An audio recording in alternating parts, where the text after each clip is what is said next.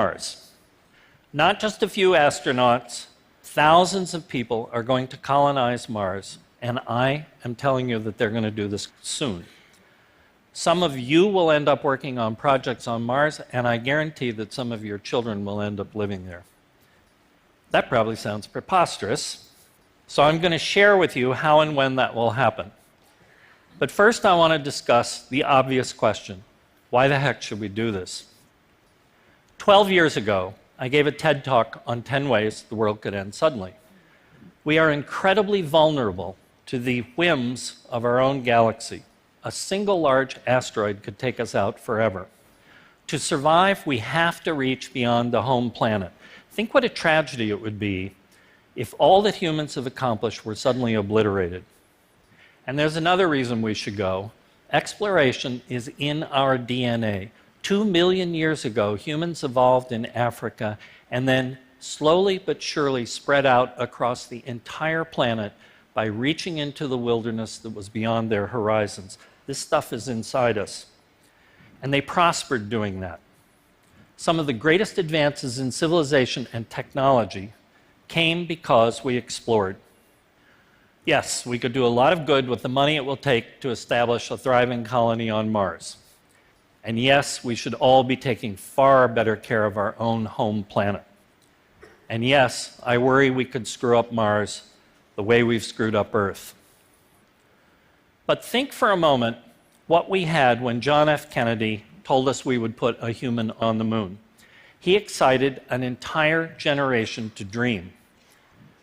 Think how inspired we will be to see a landing on Mars. Perhaps then we will look back at Earth and see that that is one people instead of many, and perhaps then we will look back at Earth as we struggle to survive on Mars and realize how precious the home planet is.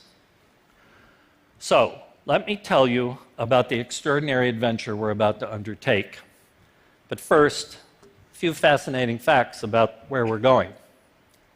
This picture actually represents the true size of Mars compared to Earth. Mars is not our sister planet. It's far less than half the size of the Earth. And yet, despite the fact that it's smaller, the surface area of Mars that you can stand on is equivalent to the surface area of the Earth that you can stand on, because the Earth is mostly covered by water. The atmosphere on Mars is really thin, 100 times thinner than on Earth, and it's not breathable. It's 96% carbon dioxide. It's really cold there. The average temperature is minus 81 degrees, although there is quite a range of temperature. A day on Mars is about as long as a day on Earth, plus about 39 minutes. Seasons and years on Mars are twice as long as they are on Earth. And for anybody who wants to strap on some wings and go flying one day, Mars has a lot less gravity than on Earth, and it's the kind of place where you could jump over your car instead of walk around it. Now, as you can see, Mars isn't exactly Earth-like, but it's by far the most livable other place in our entire solar system. Here's the problem. Mars is a long way away, 1,000 times farther away from us than our own moon. The moon is 250,000 miles away, and it took Apollo astronauts 3 days to get there. Mars is 250 million miles away, and it will take us 8 months to get there, 240 days. And that's only if we launch on a very specific day at a very specific time once every 2 years, when Mars and the Earth are just aligned just so the distance that the rocket would have to travel will be the shortest. 240 days is a long time to spend trapped with your colleagues in a tin can. And meanwhile, our track record of getting to Mars is lousy. We and the Russians, the Europeans, the Japanese, the Chinese, and the Indians have actually sent 44 rockets there, and the vast majority of them have either missed or crashed. Only about a third of the missions to Mars have been successful. And we don't at the moment have a rocket big enough to get there anyway. We once had that rocket, the Saturn V. A couple of Saturn Vs would have gotten us there. It was the most magnificent machine ever built by humans, and it was the rocket that took us to the moon. But the last Saturn V was used in 1973 to launch the Skylab space station, and we decided to do something called the shuttle instead of continuing on to Mars after we landed on the moon. The biggest rocket we have now is only half big enough to get us anything to Mars. So, getting to Mars is not going to be easy, and that brings up a really interesting question. How soon will the first humans actually land here?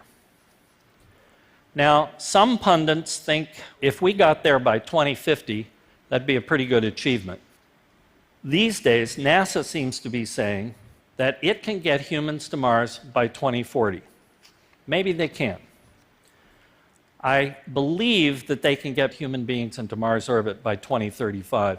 But frankly, I don't think they're going to bother in 2035 to send a rocket to Mars because we will already be there. We're going to land in Mars in 2027. And the reason is this man is determined to make that happen. His name is Elon Musk. He's the CEO of Tesla Motors and SpaceX. Now, he actually told me that we would land on Mars by 2025, but Elon Musk is more optimistic than I am, and that's going a ways, so I'm giving him a couple of years of slack. Still, you got to ask yourself, can this guy really do this by 2025 or 2027? Well, let's put a decade with Elon Musk into a little perspective. Where was this 10 years ago? That's the Tesla electric automobile. In 2005, a lot of people in the automobile industry were saying we would not have a decent electric car for 50 years. And where was that? That is SpaceX's Falcon 9 rocket lifting 6 tons of supplies to the International Space Station. 10 years ago, SpaceX had not launched anything or fired a rocket to anywhere. So I think it's a pretty good bet that the person who is revolutionizing the automobile industry in less than 10 years and the person who created an entire rocket company in less than 10 years will get us to Mars by 2027. Now, you need to know this. Governments and robots no longer control this game. Private companies are leaping into space, and they will be happy to take you to Mars. And that raises a really big question. Can we actually live there? Now, NASA may not be able to get us there until 2040, or we may get there a long time before NASA, but NASA has taken a huge responsibility in figuring out how we can live on Mars. Let's look at the problem this way. Here's what you need to live on Earth: food, water, shelter, and clothing. And here's what you need to live on Mars: all of the above plus oxygen. So let's look at the most important thing on this list first. Water is the basis of all life as we know it, and it's far too heavy for us to carry water from the Earth to Mars to live. So we have to find water if our life is going to succeed on Mars. And if you look at Mars, it looks really dry. It looks like the entire planet is a desert. But it turns out that it's not. The soil alone on Mars contains up to 60% water. And a number of orbiters that we still have flying around Mars have shown us, and by the way, that's a real photograph, that lots of craters on Mars have a sheet of water ice in them. It's not a bad place to start a colony. Now, here's a view of a little dig the Phoenix lander did in 2008, showing that just below the surface of the soil is ice. That white stuff is ice. In the second picture, which is 4 days later than the first picture, you can see that some of it is evaporating. Orbiters also tell us that there are huge amounts of underground water on Mars as well as glaciers.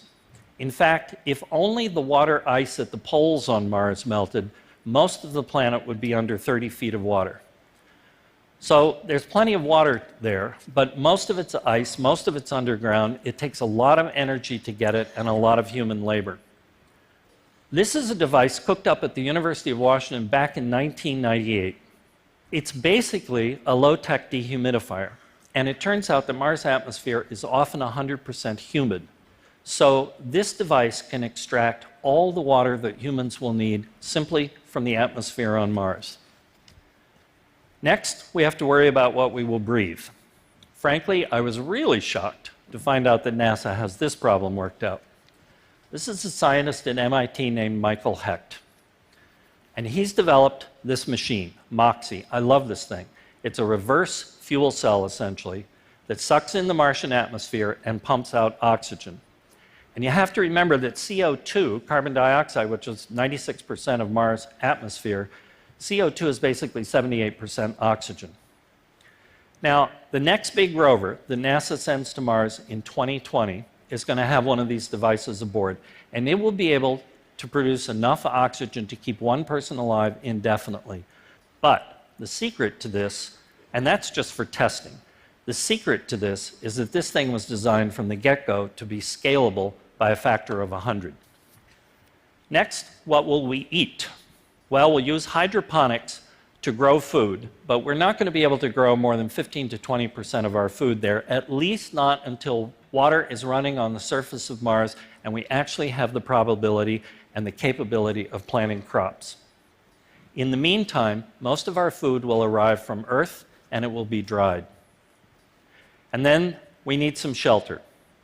At first, we can use inflatable pressurized buildings as well as the landers themselves. But this really only works during the daytime. There is too much solar radiation and too much radiation from cosmic rays. So we really have to go underground. Now, it turns out that the soil on Mars, by and large, is perfect for making bricks. And NASA has figured this one out too.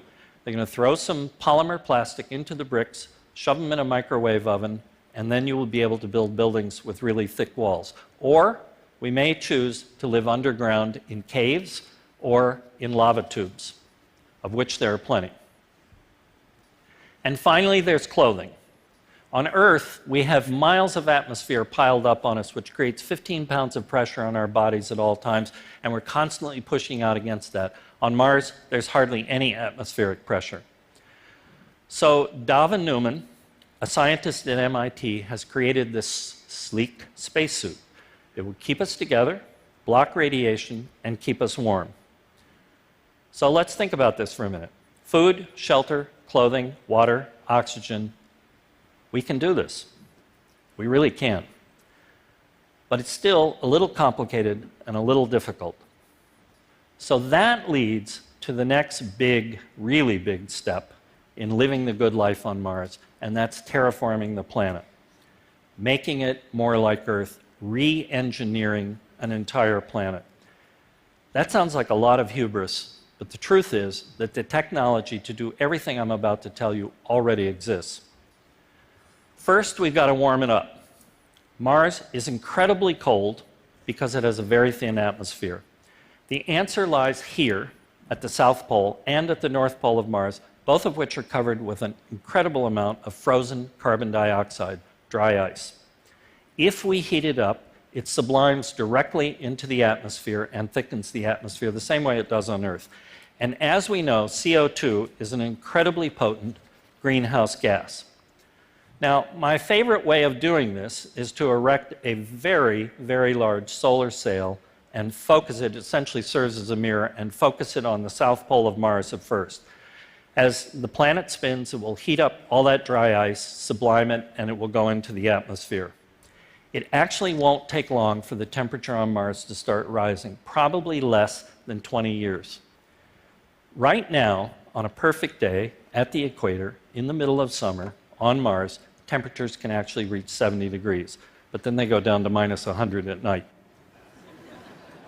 What we're shooting for is a runaway greenhouse effect.